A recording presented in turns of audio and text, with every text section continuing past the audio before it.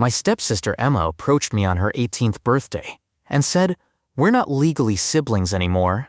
If you want, something could happen between us." I froze completely. In the 6 years we'd lived together as a family, I had never thought about anything like that. But after those words from her, our lives changed completely. Hello. If you're subscribed, let's jump right into the video. This story will make you uncomfortable, but justice will be served in the end. Ready? Let's go. Let's hit that like button right off the bat. I absolutely love reading your amazing comments. I'm Alex, 25 years old, working as a graphic designer. I've always been the responsible older brother type, protective, caring, but with clear boundaries. My stepsister Emma just turned 18 and is a high school senior. She's always been mature for her age, confident, and unfortunately, as I'd later learn, manipulative when she doesn't get what she wants. Our family situation. My mom divorced when I was 19, and 3 years later married David, Emma's father. Emma was 12 when our parents got married, and I was 22. We've been a blended family for 6 years. David is a good man, treats my mom well, and has always been respectful toward me. I genuinely like him and consider him family. For 6 years our family worked well. Emma and I had a typical older brother-younger sister relationship. I'd help her with homework, drive her to school sometimes, give her advice about friends and dating. She'd ask me about college, career choices, and occasionally complain about boys her age being immature. Normal sibling stuff.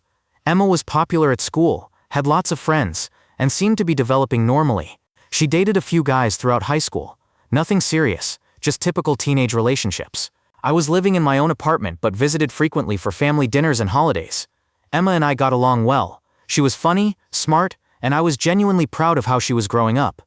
Looking back, there were maybe some signs I dismissed. Emma would sometimes ask me personal questions about my dating life that seemed a bit too interested. Do you prefer blondes or brunettes? What kind of personality do you like in girls? She'd occasionally make comments about how mature she was compared to guys her age. High school boys are so boring. I need someone who actually understands life. She'd sometimes dress up more when she knew I was coming over for dinner. I thought she was just becoming more fashion conscious as a teenager. During family movie nights, she'd sit closer to me than necessary, or lean against me during scary parts. I thought it was just normal sibling behavior. She'd sometimes make comments like, "I wish I could find a guy like you," when talking about her dating frustrations. I interpreted this as her looking for someone with similar values or personality traits, but honestly none of this seemed unusual enough to concern me. She was a teenage girl figuring out her identity. I was just her older stepbrother who happened to be in my mid-20s. Emma's 18th birthday was a big deal in our family. David wanted to celebrate his daughter becoming an adult, and my mom loves any excuse for a family gathering. We had a nice dinner at home, just the 4 of us. Emma seemed excited about turning 18, talking about college applications, getting her own credit card, all the typical adulting milestones. She was wearing a new dress, more mature than her usual style, something that would be appropriate for college rather than high school. She'd done her hair and makeup differently too. I complimented her on looking grown-up, thinking it was sweet that she was celebrating this milestone. After dinner, David and my mom went to the kitchen to handle dishes and prep the birthday cake. Emma and I were alone in the living room, which had happened hundreds of times before without incident. That's when everything changed. Emma sat down next to me on the couch, closer than normal. I didn't think much of it initially. Maybe she was feeling emotional about turning 18. "Alex, can I tell you something?" "Sure, what's up?" "I've been thinking about this for a while, and I wanted to wait until I was 18 to say anything. I was expecting some confession about college nerves, or maybe boy drama. Maybe she was worried about leaving home, or had concerns about our family dynamic changing when she went to college. Instead, she said, 'We're not legally siblings anymore. I mean, we never were biologically related, and now that I'm 18, she paused, and I could see her gathering courage for something. "If you want, something could happen between us." I literally froze. My brain couldn't process what I was hearing. "Emma, what are you talking about? I've had feelings for you for a couple years now. I know it's complicated because of our family situation, but technically there's nothing wrong with it legally." I stood up immediately. "Emma, no, we're family. That's not appropriate. But we're not blood related, and I'm an adult now. That doesn't matter. You're my stepsister. Our parents are married. We grew up together." She looked hurt but also defiant. "I thought you might feel the same way. The way you look at me sometimes. I look at you like a brother looks at his sister, because that's what we are. But we don't have to be. We could be something more." The conversation was interrupted by our parents returning with the birthday cake, but the damage was done. The entire family dynamic had shifted in that one moment. The rest of the birthday celebration was incredibly awkward. I tried to act normal for our parents' sake, but Emma seemed to oscillate between hurt and hopeful, like she thought I might change my mind. When it was time to leave, Emma barely said goodbye to me. but there was something in her expression, a determination that worried me. David and my mom noticed the tension but didn't say anything. I think they assumed it was just typical sibling bickering. I drove home completely shaken. In one conversation, Emma had reframed our entire 6-year relationship. Everything I thought I knew about our family dynamic was now questionable. Had I somehow given her the wrong impression? Had I been inappropriate without realizing it? Was I missing something obvious that our parents could see? I spent the night replaying every interaction we'd ever had, looking for signs I'd missed or signals I'd accidentally sent. The more I thought about it, the more convinced I became that this was entirely one-sided. I had never seen Emma as anything other than my stepsister. The idea of anything romantic between us was completely foreign to me. But I was also worried about what this meant for our family. How could we go back to normal family dinners and holidays with this between us? Over the following weeks, Emma's behavior toward me changed dramatically, and it became clear this wasn't just a momentary confusion on her part. When I came for family dinners, she'd either be overly cold or inappropriately flirtatious. There was no middle ground. Sometimes she'd barely acknowledge my presence, answering questions with one-word responses and avoiding eye contact. Our parents would ask if she was feeling okay, and she'd just shrug.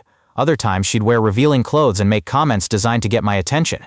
"Do you like my new dress, Alex? I've been working out, can you tell?" The worst was when she'd make subtle references to our birthday conversation in front of our parents. "Alex, remember what we talked about on my birthday?" she'd say innocently, while David and my mom looked confused. "Some conversations are better left private," I'd respond, trying to shut it down without causing alarm. I could see our parents starting to notice that something was off between us, but I couldn't figure out how to address it without making things infinitely worse. David started asking me if everything was okay between Emma and me.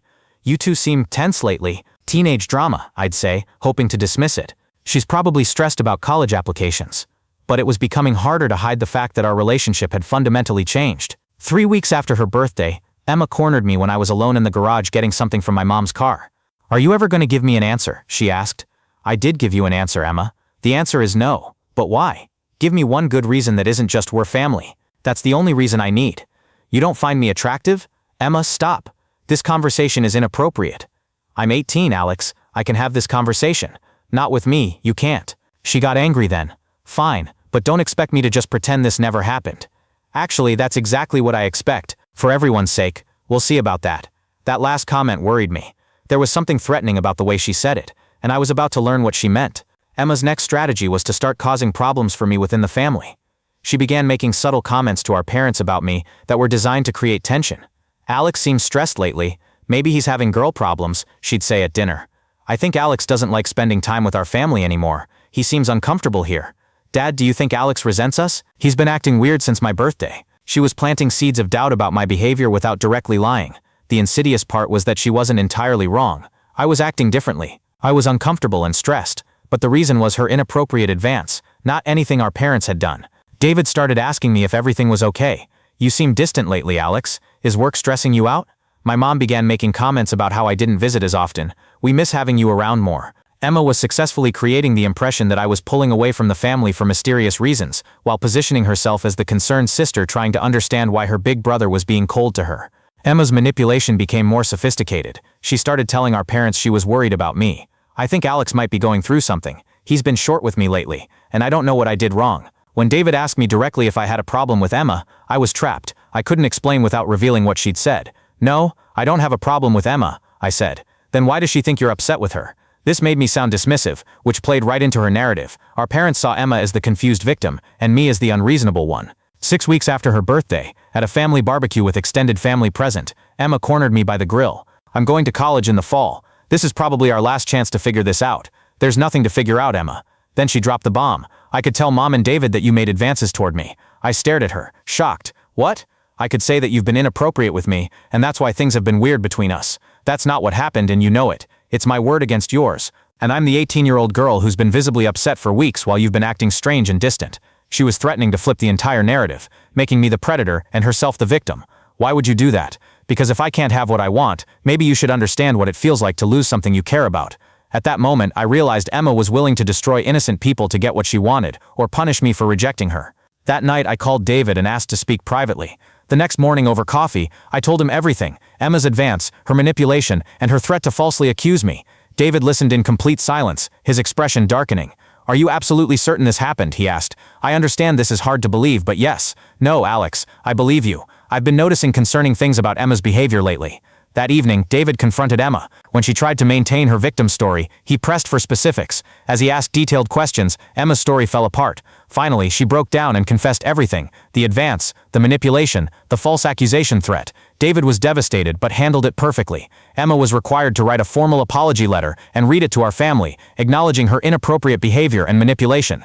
David and my mom immediately enrolled Emma in therapy, focused on boundaries, healthy relationships, and manipulation tactics. Emma was banned from being alone with me under any circumstances. The therapy sessions helped Emma understand appropriate relationships and the difference between family love and romantic attraction.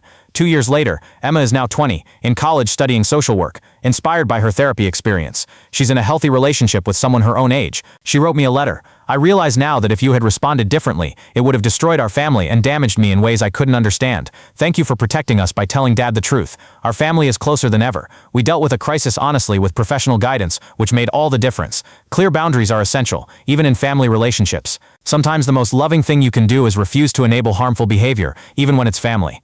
Emma learned crucial lessons about respecting boundaries and dealing with rejection healthily. The intervention helped her become a healthier person who now helps others through similar challenges. Thanks for this story. Have you ever dealt with inappropriate behavior from a family member? I'm curious how you handled it in the comments. Don't forget to like, subscribe so you don't miss these drama stories. See you in the next video.